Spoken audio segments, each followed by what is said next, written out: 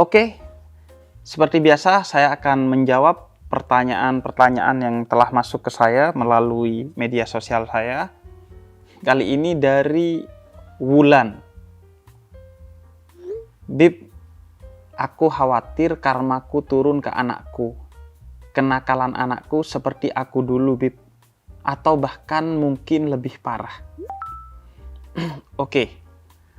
Kita secara umum akan membahas tentang karma dalam Islam. Agar sekaligus bukan hanya menjawab pertanyaan Wulan, tapi pertanyaan banyak orang tentang apakah karma itu ada dalam Islam.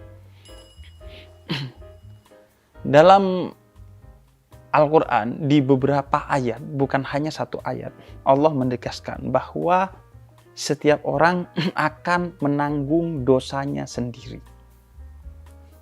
Misalnya, Allah katakan dalam Suratul An'am ayat 164 bahwa setiap orang itu akan menanggung dosanya sendiri dan tidak akan dia menanggung dosa dari orang lain.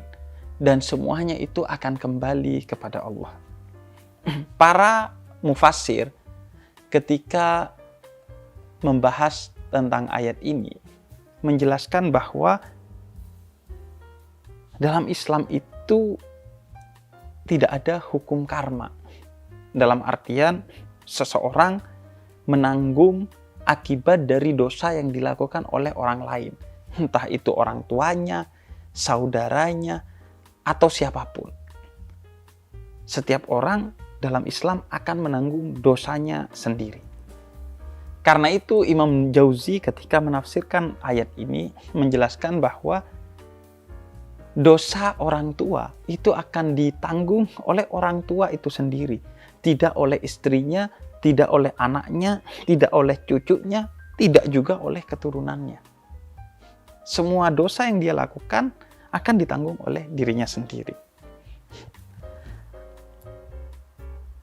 Imam Nawawi Al-Bantani ketika menafsirkan ayat ini menyebutkan bahwa ayat ini asbabun nuzulnya atau sebab turunnya itu adalah tentang Walid bin Mughirah yang kemudian berdemonstrasi mengatakan ikut saya, jalan saya ini enak, kalian pasti untung.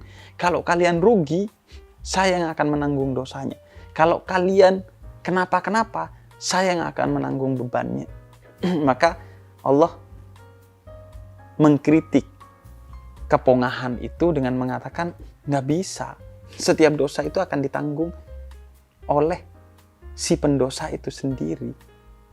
Nggak bisa lo bilang, oh saya kan ikut dia, berarti dosanya ke dia dong. Enggak. Lo juga akan dapetin tuh dosanya. Apakah dia akan dapetin juga dosanya? Iya, dia akan dapetin dosanya, tapi bukan karena dosa lo diambil dan diberikan kepada dia, melainkan karena dia mendapatkan dosanya sendiri lantaran dia men-trigger orang lain atau mengedukasi atau memprovokasi orang lain untuk ikut ke jalan kesesatannya dia. Jadi itu dosa dia tersendiri yang juga akan menambah dosanya, yaitu bukan hanya karena dia telah melakukan keburukan, tapi karena ngajak, men-trigger, memprovokasi orang untuk masuk ke dalam jalan keburukan itu. Itu persis yang disampaikan oleh Allah dalam Suratul Ankabut ayat 13. Bahwa setiap orang akan memikul dosanya sendiri dan dosa-dosa lain di samping dosa-dosa yang telah dilakukannya. Penjelasan tentang ayat ini itu dijelaskan dalam salah satu hadis Nabi, riwayat Imam Muslim, bahwa siapapun yang membuat tradisi atau edukasi yang jelek, maka baginya dosa kejelekan yang telah dia lakukan dan baginya juga dosa kejelekan itu yang dilakukan oleh orang-orang yang masuk ke dalam kejelekan itu lantaran ke-trigger oleh orang tersebut. Tapi si orang yang melakukannya ini juga tetap mendapatkan dosa atas kejelekan yang dia lakukan. Walaupun karena ikut-ikutan. Enggak, kata Nabi, mau lu ikut-ikutan, tapi kan lu telah diberikan akal dan hati oleh Allah secara independen, secara berdaulat untuk memilih mau ikut apa enggak. Makanya kata Nabi, ingat, kullukum ra'in wa kullukum mas'un an ra'iyatihi. Setiap kamu itu pemimpin dan diberi infrastruktur untuk memimpin, yaitu akal dan hati. Dan dari sana kalian memilih apa yang akan kalian pilih, dan setiap pilihan akan dipertanggungjawabkan. Kalau itu dosa, maka akan kembali dosa itu kepada kalian. Kalau itu kebaikan, maka akan kembali pahalanya kepada diri kalian. Makanya dalam ayat lain Allah katakan, in ahsantum li anfusikum wa in asatum falaha. Kalau kamu berbuat baik, kebaikan itu akan kembali kepada dirimu sendiri. Nggak usah khawatir, wah Bib, saya udah melakukan sedekah nih, tapi sembunyi-sembunyi gak ada orang tahu, Bib. Gimana nih? Nggak usah khawatir, pasti Allah balas. Tapi kan di akhirat doang, Bib. Enggak, di dunia juga akan Allah balas. Allah janji akan dilipatkan 700 kali lipat setiap kebaikan yang lu lakuin. Bahkan bukan dibalas setimpal, tapi berkali-kali lipat atas kebaikan yang lu lakuin. Begitu juga kejahatan. Bib, saya udah menebarkan kebencian kepada seseorang, Bib, di medsos. Tapi aman, Bib, saya pakai akun anonim. Emangnya malaikat nggak bisa ngehack akun anonim lo sehingga ketahuan siapa di balik akun anonim itu? Tapi kan nanti di akhirat, di dunia kan saya aman. Enggak, di dunia pun Allah akan membuat satu strategi yang membuat segala keburukan yang kamu lakukan itu juga akan dibalas di dunia. Tapi bukan berarti setelah selesai dibalas dunia tidak di akhirat juga akan dibalas. Karena itu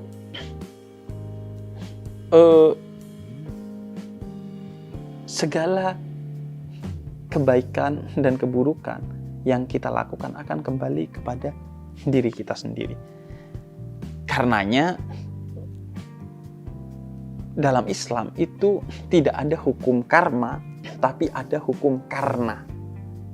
Yaitu karena kamu melakukan kebaikan, maka kamu akan mendapatkan kebaikan, dan karena kamu melakukan keburukan, maka kamu akan mendapatkan keburukan itu sendiri. Karena kamu melakukan kebaikan, maka kamu akan mendapatkan pahala, dan karena kamu melakukan keburukan, maka kamu akan mendapatkan dosa. Adapun karma tidak ada dalam kamus Islam. Sehingga nggak usah khawatir bahwa keburukan yang telah kamu lakukan akan menjadi karma bagi anak-anakmu. Enggak. Itu tidak ada dalam kamus Islam. Tapi apakah anak itu bisa ke-trigger oleh keburukan orang tuanya? Ya. Dan ketika anak itu ke-trigger, anak itu akan menjalani dosanya sendiri dengan keburukan yang dia pilih, dan orang tuanya juga akan mendapatkan dosa karena telah men-trigger anaknya. Karena itu, tugas seorang orang tua adalah mendidik anaknya dengan baik. Maka setelah anaknya dididik, apakah anaknya itu memilih jalan baik atau jalan buruk, itu kembali kepada anaknya. Kalau anaknya sudah dididik dengan baik, tapi memilih untuk menjadi orang buruk, maka dosanya pada si anak itu. Tapi kalau anak itu dididik dengan buruk dan memilih jalan buruk, dosa anak itu ditanggung oleh anak itu, plus dosa kamu yang telah men-trigger dia, juga itu menjadi dosa bagi dirimu sendiri. Itu bagian dari rahmat Allah. Oleh karena itu, Imam Ibnu Katsir ketika menafsirkan suratul An'am ayat 164, beliau katakan, inilah keadilan Allah. Kalau kamu baik, kebaikan itu bagi dirimu. Kalau kamu buruk, keburukan itu bagi dirimu. Kalau kamu men-trigger orang menjadi baik, orang itu akan mengalirkan pahala kebaikannya juga kepada kamu karena kamu menjadi wasilah atau perantara kebaikannya. Begitu juga keburukan. Kalau kamu men-trigger orang menjadi buruk, maka kamu juga akan mendapatkan dosanya karena kamu adalah wasilah atau perantara dia berbuat buruk. Jadi gak usah khawatir. Ketika lu merasa lu pernah memiliki masa lalu yang buruk, maka itu tidak akan ditanggung dosanya kepada anak lu. Lu tinggal bertobat, maka dosanya akan hilang bahkan pada diri lu dan tidak akan turun kepada anak lu. Nah, karena itu berhati-hatilah dalam mendidik anak. Setiap anak itu memang tidak akan menjalani hukum karma dari orang tuanya, tapi bisa menjalani hukum karna dari orang tuanya.